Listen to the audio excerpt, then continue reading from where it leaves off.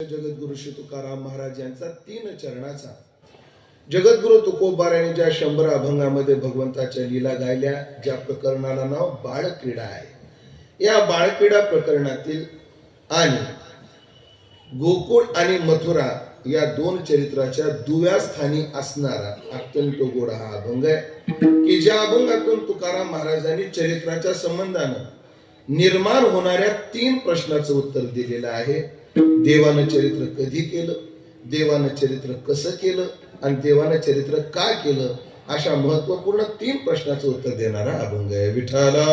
उपस्थित सर्व भाविक सज्जन, वैष्णव, गुणीजन, महाराज मंडळी, साधुवर्य मंडळी, परिसरातील आणि वारकरी संप्रदायातील, राजकारणातील, सामाजिक क्षेत्रातील अनेक दिग्गज आणि सन्माननीय विभूतींच्या भव्य उपस्थितीमध्ये आज आपण चिंतन सेवा करत आहोत.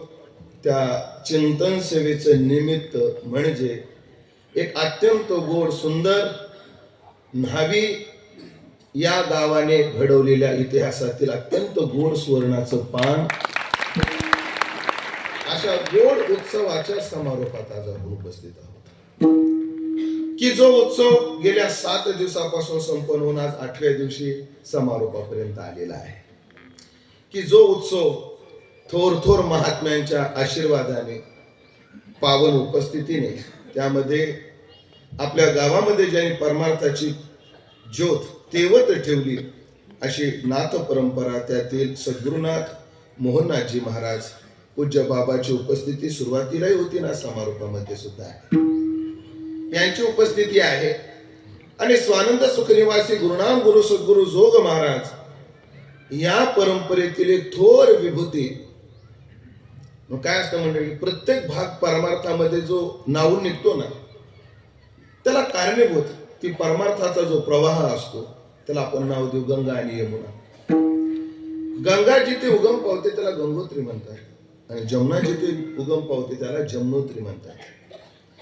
तसं खानदेशातील परमार्थाची गंगोत्री आणि जमुनोत्री, वारकरी संप्रदायाच्या परमार्थाची गंगोत्री आणि जमुनोत्री कोण असतील तर गुरुवर्य नतोसिंग बाबा ही गंगोत्री आहे, तर मोठे बाबा ही जमुनोत्री आहे.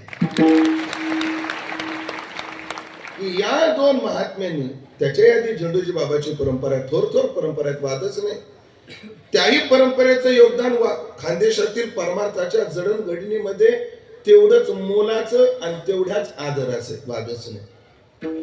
नतोसिंग बाबाने त्या काळामध्ये 67 वर्षापूर्वी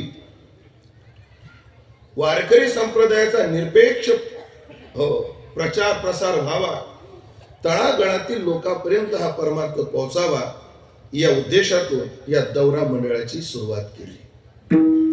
जवळजवळ हा दौरा मंडळ 70च्या दरम्यान येतोय. फक्त 5 वर्षाने तिकीट फ्री होतं का काय कोण असतो. 67 वर्षाचा जवळजवळ या उत्सवाचा काय आहे प्रवास. हा दौरा मंडळ दरवर्षी कार्तिकीपासून तर निवृत्तीनाथाच्या यात्रेपर्यंत म्हणजे पौष वद्य वारीपर्यंत दरवर्षी ज्ञानोबराच्या भाषेत सांगायचं जर ठरलं तर गावा आत बाहेर हिंडे आळी देवो देवीची केलीची पोळे. गावात बाहेर आडी गल्लीला गोळाला सगळीकडे हा फिरत आणि फिरून परमार्थाचा प्रचार प्रसार करत राहतो. महाराज या दौरा जो निघत असतो त्यामध्ये संस्थापक गुरुवर्य बाबा, पण कालाचोगात बाबा गेले, शरीरानं गेले, पण त्याच्याही पुढे ही धुरा त्यांच्या पश्चात ही सगळी मंडळी व्यवस्थितपणे चालवतात. मी तर म्हणतो कन्हैया बाबा माझ्या समोर बसलेले आहेत, तुळशीराम महाराज आहेत, भागवत महाराज आहेत, मोठे शास्त्री आहेत, ही मंडळी मोठे बाबा आहेत, संजय शिव आबा आहेत, ही मंडळी 2 पिढ्याची दुवा आहे. त्यांनी जुनी मंडळी पाहिलेली आहे आणि नवीन मंडळी लक्ष्मण बाबा ही मंडळी हे घडवत आहे, हे घडवत आहे. खरं तर मला तर बाबाजीकडे पाहून असं वाटतं कन्हैया बाबांना की मला वाटतं बाबांना दाढी सुद्धा दौऱ्यातच आली, दाढी पिकली ती दौऱ्यातच. बाबा बोलतात एवढ्या लहानपणापासून तर या वयापर्यंत एका परंपरेशी एका कार्याशी चिटकून राहणं ही सामान्य गोष्ट नाही. पण या मंडळीने ते केलं. एवढं सोपं नसतं. चांगलं कार्य आणि तेही नेतृत्व माझ्याकडेच येईल, मीच करेल अशी भावना या दौऱ्यातल्या कोण्याच व्यक्तीकडे नाही. कोणीतरी करतं आणि बाकीचे एका हाकाने त्याला साथ देतात, एका हाकेने साथ देतात. हे या दौरा मंडळी संस्था आहे ना, याचे वैशिष्ट्य आणि त्याचं कारण आहे. आमची परंपरा सनकादिकापासून आलेली आहे. आमच्या परंपरेमध्ये सनकादिक सदैव भगवंताच्या कथेमध्ये रत राहणारे महात्मे या बाबा. म्हणून असं सांगतात, जेव्हा सनकजी बसतात कथा सांगायला तेव्हा बाकीचे तीन ऐकतात. सनंदन जेव्हा कथेचं नेतृत्व करतात तेव्हा बाकीचे तीन स्वीकारतात. ही परंपरा असल्यामुळे कोण नेतृत्व करतं काय करतं याच्यात विचार नसतो. आणि गावकऱ्यांना सांगतो, सर्व ग्रामस्थांना सांगतो, दौरा मंडळामध्ये नेतृत्व करणारी 2 जरी तुम्हाला दिसत असतील तर 7 करणारी एवढी मंडळी ते ध्यानात ठेवा. 7 करणारी एवढी मंडळी आहे. आणि या सर्व मंडळींचा दौरा मंडळ दरवर्षी फिरत राहतो. तो दरवर्षी फिरत असताना यावर्षी न्हावी या गावानं स्वीकारला. गेल्या वर्षी फैजपूरला आपण मोठ्या आनंदात मोठ्या उत्साहात तो सोहळा संपन्न केला. आणि ते सोहळा पाहून न्हावीकरांना नाही वाटायचं की असाच उत्सव आमच्या गावी व्हावा.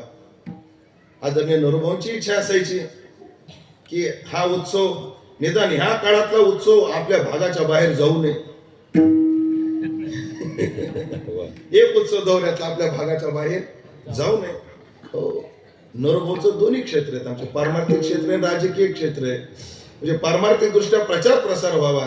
आणि काय असतं, राजकीय दृष्ट्या सुद्धा एकही माणूस महत्वाचा असतो. निवडणुकीच्या 4 दिवस आधी जर एखादा माणूस मेला तर माणूस म्हणून जेवढं दुःख होतं ना पुढाऱ्यांना, तेवढंच मतदार म्हणून जास्त होतं. म्हणून भावना असं वाटायचं. आणि त्यामध्ये मंडळी, या गावातील सर्वच मंडळी, त्यांची उत्सुकता या कार्यक्रमाच्या दृष्टीने होते. त्यामध्ये खर तर 1-2 नावं घेणं हा कदाचित उपमर्द वाटेल, पण ती नावं आमच्या समोर कायम खेळतात, पळताना दिसतात, आमच्या संपर्कात येतात. म्हणून काही नावं माझ्या मुखावर येतात. त्यामध्ये आदरणीय आमचे युवराज भाऊ, मोठे तळमळ. खरं तर युवराज भाऊ वयानं माझ्यापेक्षा फार लहान आहे. रुंदीने कमी आहेत पण उंचीने भरपूर आहे. स्क्वेअर मध्ये एरिया तेवढाच. पण एवढ्या कमी वयात महाराज तळमळ त्यांची, आदरणीय शरद भाऊ असतील, आदरणीय युवराज भाऊ असतील, ही मंडळी. आणि ही लहान पोर आहेत म्हणून ज्येष्ठ माग नाही सरली. ज्येष्ठानं कधी एक करत जावं. एक सांगू का, वय पाहूच नाही. वृद्ध आहे का पोरगा आहे हे न पाहता योग्य आहे का अयोग्य आहे याचा विवेक नेतृत्व स्वीकारणाऱ्याने केला पाहिजे. मला एक भगवान कृष्णाचं आज कालाच आहे. बाबा एक त्या काल्यातलीच एक लीला लक्षात येते या सगळ्या प्रसंगाला पाहून. प्रसंग असा आहे की भगवान कृष्ण गाई चालून आलेले आहेत आणि गावामध्ये मीटिंग चालू आहे आणि इंद्र यागाची तयारी आहे. मांडीवर भगवान येऊन बसलेले आहेत. बाबा सांगा ना मला हे नेमकं काय चाललंय. अरे तू लहान आहे रे, शांत बस ना, शांत बस, चाललंय आमचं मत. मग तो एक नाही सांगा ना मला हे काय. अरे बाळा, हा इंद्र याग आहे. इंद्र पाऊस पाडतो तेव्हा चारा येतो, चारा येतात तेव्हा गाई पुष्ट होतात, गाई पुष्ट होतात तेव्हा दूध देतात, दूध जेव्हा विकलं जातं दही दूध, आणि मग आपलं सगळं चालतं. पण आपली उपजीविका ज्या गायींवर आहे आणि त्या गायीला पोषण करणारं जे गवत आहे ते गवत पुष्ट करणारा जो इंद्र आहे त्यांचा याग आहे. बाबा तुम्हाला असं नाही वाटत का, काय खटपट एक करत मलाही दुसरं खात, तुम्हाला असं नाही वाटत? म्हणजे नेमकं काय म्हणणं कृष्णा तुझं? अहो तो पाऊस पडतो ठीक आहे, पण गोवर्धन याची विशेष भूमिका आहे. म्हटलं काय काय भूमिका आहे? हा सगळ्या बीजांना आपल्या पोटात ठेवतो वर्षभर जपून, तेव्हा इंद्रानं पडलेल्या पावसाने हे उगवतात. पण ऐकलं का बाबा, हा इंद्र जेव्हा मेघाच्या रूपाने येतो ना तेव्हा तो तुमच्याच गावावर पडायचं म्हणून येत नाही. हा गोवर्धन सांगतो इथं थांब आणि इथे पडा. माझं पुन्हा लक्षात येते का नाही कोण वाटतं? आलेल्या ढगांना कोण अडवतं? गिरी पर्वतच अडवतो, तो अडवतो. पण मला तरी असं वाटतं बाबा, इंद्र याग बंद केला पाहिजे, गोवर्धन याग चालू केला पाहिजे. अरे कृष्णा, तेवढ्यात एक जण म्हटलं, अहो ते बरं आहे ते तू कृष्णा तू बरं म्हणतो, पण इंद्र कोपला तर बरं होणार नाही. भगवान म्हणले खेळ बरा नव्हे इंद्र कोपलिया. सगळे ज्येष्ठ म्हणू लागले, अरे खेळ बरा नव्हे इंद्र कोपलिया. भगवान म्हणले तू का म्हणे, आपला देव म्हणे तया घेऊ नका. त्याला काय घाबरता, मी आहे ना, मी आहे, त्याला घाबरू नका. वयाचं 5-7 वर्षाचं पोरग इंद्राशी टक्कर घेत. तिथं वय पाहता का त्याचं धैर्य पाहता. विठाला विठाला विठाला विठाला